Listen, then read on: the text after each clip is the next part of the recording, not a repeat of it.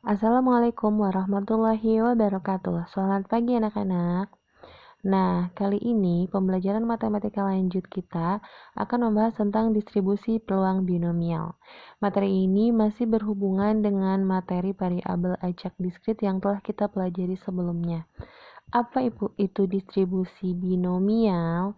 Binomial identik dengan kata dua. Distribusi binomial adalah distribusi yang memuat suatu kejadian dengan dua kemungkinan saja.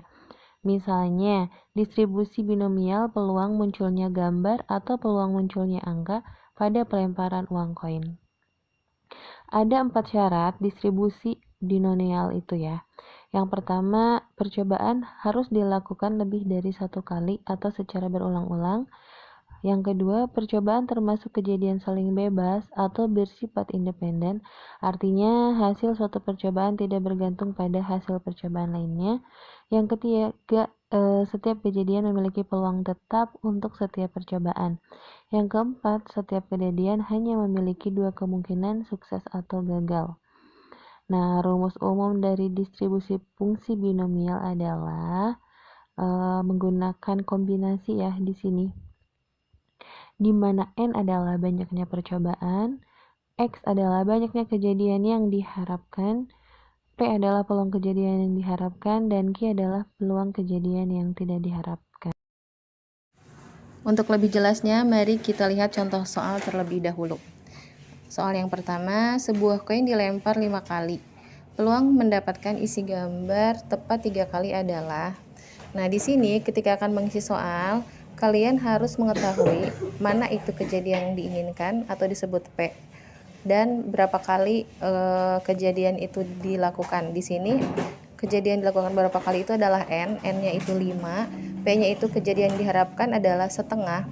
Karena di sini peluang yang diharapkan itu yaitu peluang mendapatkan sisi gambar.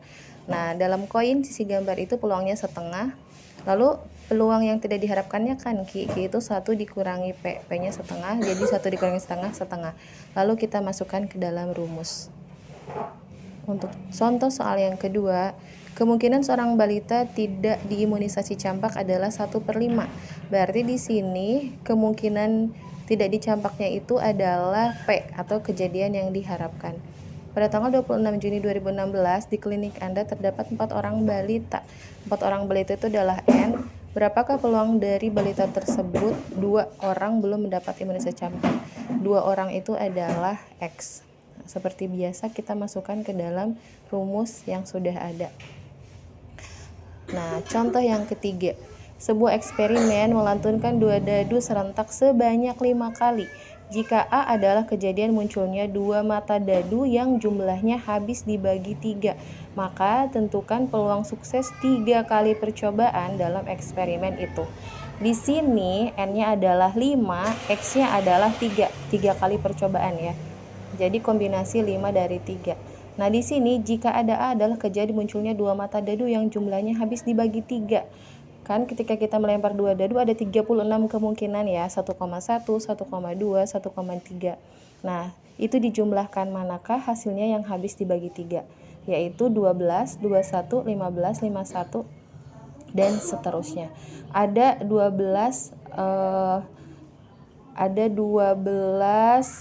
yang menyatakan bahwa habis dibagi 3. Lalu peluang suksesnya itu kan 12/36 diperkecil jadi 1/3. Peluang gagalnya itu berarti Q 1 dikurangi 1/3 yaitu 2/3. Nah, sehingga ketika dimasukkan ke dalam rumus yaitu kombinasi 5 dari 3, lalu 1/3 itu peluang sukses pangkat 3 dan 2/3 5 dikurangi 3. Seperti itu ya. Contoh soal selanjutnya. Suatu percobaan melantunkan 4 uang logam secara serentak. Jika percobaan itu diulang sebanyak 5 kali, maka berapa peluang sukses munculnya 3 gambar sebanyak 2 kali dalam percobaan itu? Nah, di sini melambungkan uang logam seluruh kejadiannya itu 16. Seperti yang sudah kita bahas di materi sebelumnya. Dan di sini peluang munculnya angka itu adalah G, GGA, G, GAG, dan seterusnya ada 4 ya. Jadi 4/16. Lalu kita tinggal masukkan ke dalam rumus dan itulah hasilnya. Sekian untuk pembelajaran kali ini.